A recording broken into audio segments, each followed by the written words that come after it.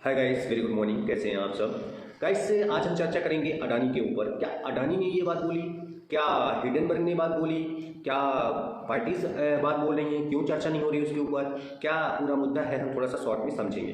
देखिए क्या होता है कि जब अपने देखिए अंग्रेजों की अगर बात करें तो अंग्रेज तो पहले से हैं, फूट डालो शासन करो, ये बात आप समझ लीजिए।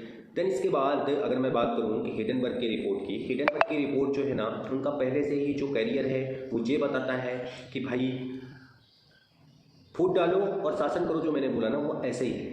उसका मतलब ये है कि पहले न्यूज फैला दो, मार्केट में शेयर की वैल्यू कौड़ियों के दाम हो जाएगी, और कौड़ियों के दाम होने के बाद जो है ना, पहले तो सेलिंग, शॉर्ट सेलिंग करो, उसमें से प्रॉफिट बुकिंग करो, प्रॉफिट लो, अच्छा खासा माल इकट्ठा करो बिना पैसे लगाए। भाई शॉर्ट सेलिंग करना है, आपको पता है, आपने रिपोर्ट दे दी, अब मार्केट तो गिरना ही गिरना है। अब गिरना ही गिरना है तो आपने 4,000 के भाव की कंपनी को वहाँ से बेच दिया, और बेच के यहाँ पे 1,000 रुपये जब आ गई, 1,200 रुपये आ गई, तब आपने बढ़िया प्रॉफिट बुक कर लिया और बढ़िया खासी प्रॉफिट बुक करके आप निकल गए। ठीक है, मैं बात मानता हूँ।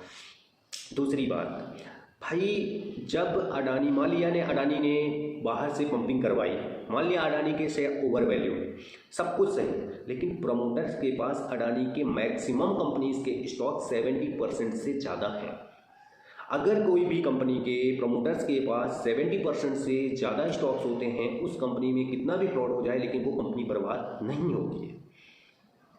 क्योंकि उसका रीजन है, कंपनी बर्बाद नहीं होती है, उसका रीजन ये है कि भाई प्रमोटर्स ने अपने शेयर रखे हुए हैं जो पब्लिक सेक्टर में। अब भाई कंपनी, वो ये बताओ, हिडेनबर्ग ने रिपोर्ट दी, रिपोर्ट देने के बाद हिडेनबर्ग ने अडानी को 17वें नंबर, 20वें नंबर, 25वें नंबर का अमीर आदमी, मतलब यहाँ से कम कर दिया सेकंड नंबर से, ठीक है। बट ये बताओ अडानी के शेयर की लिस्ट जो डाउन है, उसमें अडानी के घर से कौन सा पैसा गया, या उसके जो बिजनेस चल रहा है उस बिजनेस में क्या फ़र्क पड़ा है?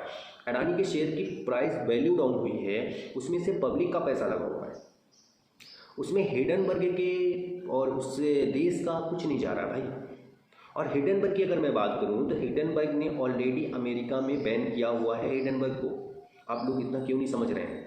बस न्यूज आ गई हिडेनबर्ग की, कुछ जाना नहीं समझा नहीं, बस ट्विटर में खेलने लगे अडानी फ्रॉड, अडानी फ्रॉड। अरे कोई प्रूफ तो मिलने दो अडानी के फ्रॉड होने का, इसके बाद तो हम समझेंगे अडानी फ्रॉड है। भाई मेरे भी पैसे लगे हैं, ठीक है, लेकिन मैंने अभी तक नहीं निकाले। मुझे पता है 1,000 तक गया, आज उसका स्टॉक 2,000 के ऊपर ट्रेड हो रहा है, ठीक है। 2200-2300 तक जाएगा, 2400 तक जाएगा, फिर से गिरेगा, लेकिन वो लुढ़कते वो उस रेट में फिर से वापस बाउंस बैक करेगा। अगर मान लीजिए उसकी रिपोर्ट सही भी होती है कि अडानी ने ऐसा किया, ठीक है, तो बात जहाँ आ रही है भाई, पूरी जितनी भी पार्टियां हैं बीजेपी के अलावा, वो सब बोल रही हैं कि भाई अडानी ने LIC का पैसा लगाया था, SBI का पैसा लगा था, ये लगा था, वो लगा था। किसी को पता है कि क्या किस रेट में LIC ने बाय किया था? अगर किसी के पास जवाब है तो उसके इसका जवाब दो। अडानी के शेयर्स में LIC ने किस रेट से बाय किया था, इसका किसी के पास जवाब है? नहीं है। अगर होगा तो मुझे कमेंट करके बताना। LIC ने जब बाइंग की थी तब अडानी के शेयर्स ऑलरेडी बहुत कम रेटों में थे, और अडानी के जो शेयर्स थे, जितना उन्होंने इन्वेस्ट किया था, उसमें से उन्होंने 87,000 करोड़ की वेल्थ पाई थी। अब उस वेल्थ के अकॉर्डिंग अगर अभी जो अडानी के शेयर्स चल रहे हैं उसमें भी LIC का प्रॉफिट ही चल रहा है, लॉस नहीं चल रहा है। कहाँ LIC का पैसा डूब गया? कहाँ SBI का पैसा डूब गया? SBI ने 0.9%, मैंने बहुत बड़ी हिस्सेदारी होती है 0.9% अडानी में लगाने की, SBI की, मैं ये बात मानता हूँ, लेकिन 0.9% जो उसने लगाए थे वो किस रेट में लगाए थे, इस चीज़ की जानकारी तो दो। तो किस रेट में उन्होंने लगाए थे पैसे, किस रेट में शेयर्स की वैल्यू बाई करी थी, ये चीज़ हमको जानकारी होनी चाहिए ना। बस हल्ला किए जा रहे हैं, अडानी ने ये कर दिया, अडानी ने वो कर दिया, अडानी ने ये कर दिया, अडानी की ये रिपोर्ट आ गई, वहाँ से उसने पंपिंग। अरे उसने क्या गलत करा भाई? ये मतलब वो अपने पैसा है, अपने पैसे के वो पैसे घुमाता है, इसमें तुम्हारा क्या जा रहा है?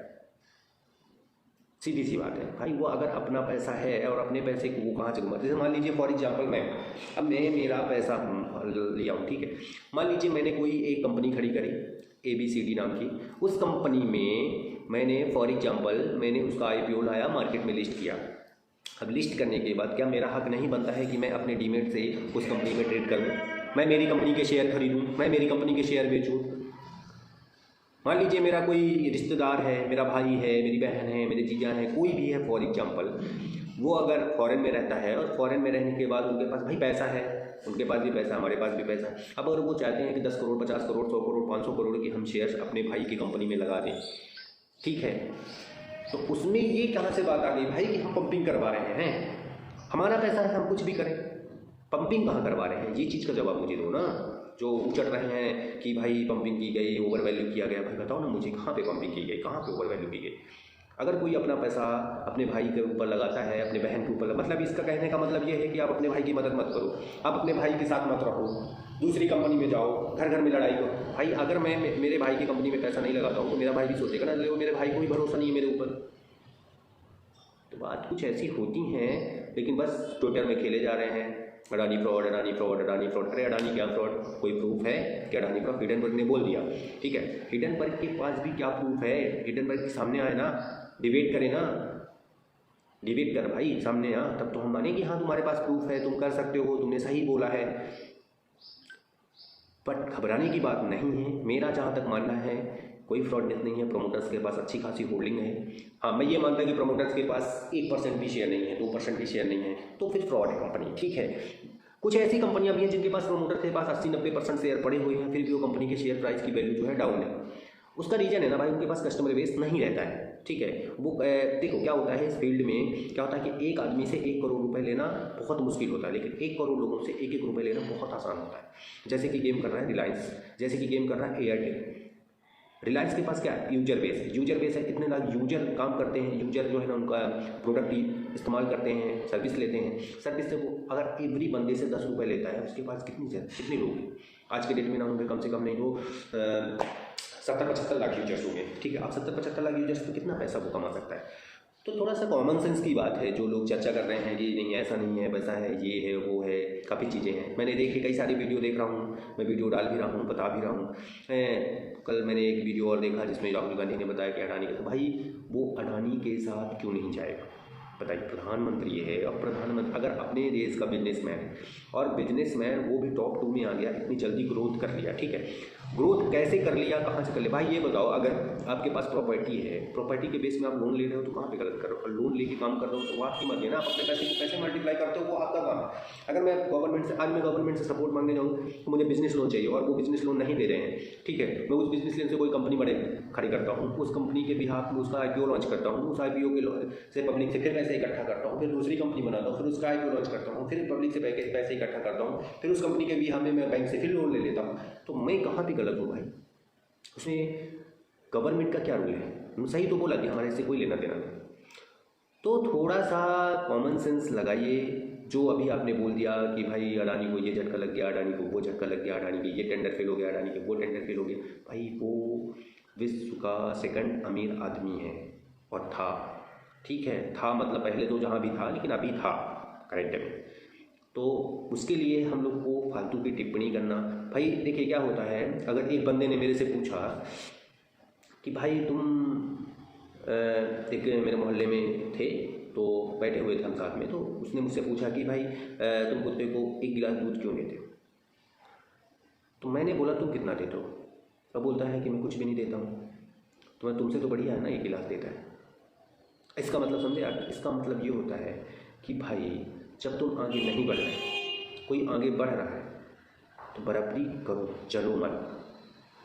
अगर वो कर रहा है तो उसको अपना, इंडिया पीछे क्यों है? इंडिया पीछे होने का रीज़न यही है, अगर कोई एक बढ़ रहा है तो उसके पैर में हाथ नहीं लगाएंगे कहीं स्लिप ना हो जाए, उसके पैर को पकड़ के खींचेंगे कि हाथ का जो सपोर्ट है वो भी नीचे आ जाए।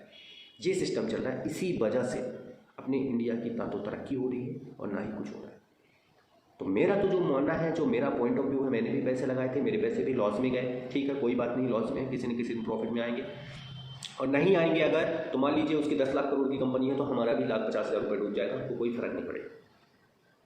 लेकिन मैं एक चीज़ क्लियर कर देना चाह रहा हूँ सभी के लिए, पूरे मतलब जितने भी LIC में इन्वेस्टर्स हैं, LIC में जो लोगों ने पैसा बनाया है, जो इंश्योरेंस लिया है, और SBI में जो लोग पैसा रखते हैं अपना, ना तो SBI ने आपका पैसा मारा है, आपका पैसा जो भी SBI में लगा हुआ है, जो अकाउंट में रखा हुआ है, आप जाओ आज के आज उसको निकाल के देख लो, क्या SBI आपको पैसा नहीं देगा?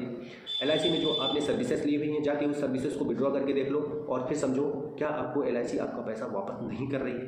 क्वेश्चन तब खड़ा होता है ना। ये क्या फालतू हवा हवाई, अरे चला गया चला गया चला गया, वो कहावत बनी है ना, कौवा ना देखो कान देखो। भाई कोई कौवा कान लेके कान नहीं देख रहे हैं, कहाँ है कौवा देख रहे हैं, ये वाला सिस्टम नहीं चल पाएगा भाई। ये स्टॉक मार्केट है, ये बिजनेस है, काफ़ी सारी चीज़ें होती हैं। अगर आपको वीडियो अच्छा लगा है तो कमेंट भी कीजिए, शेयर भी कीजिए और लोगों तक पहुंचाइए। लोगों को समझ आना चाहिए कि हमारे साथ क्या गेम हो रहा है। भाई पॉलिटिशियन चाहे वो कोई भी पार्टी हो, मैं कोई भी पार्टी का नाम नहीं लूँगा, चाहे वो कोई भी पार्टी हो, पॉलिटिक्स होती है। अभी एक BBC न्यूज़ आ गई, उसमें लोग ट्विटर पे खेले पड़े हैं, ऐसा है पैसा है, निपोर है, चौदह है। भाई आज तुम 2002 का दंगा है, क्या तुमको रिपोर्ट बनाने में साला 20 साल लग गए क्या? 20 साल तक तो तुम सो गए थे। और तुम वही अंग्रेज हो, वही जो इंग्लैंड की BBC न्यूज़ है, जिस न्यूज़ ने हमारे इंडिया में इतने सालों तक राज किया, हमारे यहाँ पे राज किया, हमारा पूरा पैसा ले जाके सारे भिखमंगो, और तुम बन गए हो अमीर आदमी। और आज बता रहे हो हमारे यहाँ की चीज़ें ले गए, कोहनीर उठा ले गए, सब उठा ले गए, यहाँ का सोना लूट ले गए, हर चीज़ लूट ले गए। आज हमको बता रहे हो कि वो ऐसा है वो वैसा है। भाई पहले के ज़माने में ना लाइट के लिए लोग तरसते थे, हमें क्या ही बात करूँ। मेरी उम्र अभी ज़्यादा नहीं है, 25-26 साल है, तो मैं कुछ नहीं बोलता हूँ, ना तो मैं किसी पार्टी का सपोर्ट करता हूँ, ना तो मैं किसी राजनीतिक पार्टी का सपोर्ट करता हूँ। मैं एज ए पब्लिक सेक्टर के पब्लिक के हिसाब से तो मैं स्टॉक मार्केट में इन्वेस्टमेंट खुद करता हूँ। मुझे ऐसा लगा कि मुझे लोगों को बताना चाहिए, तो मैंने लोगों को गाइड कर दिया। मेरा कोई भी इसमें खुद का अपना जो पॉइंट ऑफ व्यू है वो मैंने रखा है। मैं किसी को कोई भी चीज़ करने के लिए नहीं कह रहा हूँ, ना तो मैं ये कह रहा हूँ कि आप अडानी में इन्वेस्ट करो, ना तो मैं ये कह रहा हूँ। बस मैंने आपको सीधे सीधे जो बातें थी वो बातें मैंने आपको बताई। अब आपको क्या करना है, आप अपने फाइनेंशियल एडवाइजर, अपने घर वालों से संपर्क कीजिए और उसके बाद अपना फैसला लीजिए। बाकी जो मेरा पॉइंट ऑफ व्यू था वो मैंने बता दिया, ठीक है।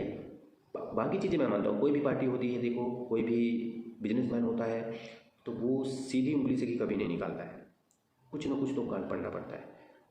प्रचार नहीं तो व्यापार में, किसी ने बोला है, किसी महान आदमी ने, ठीक है।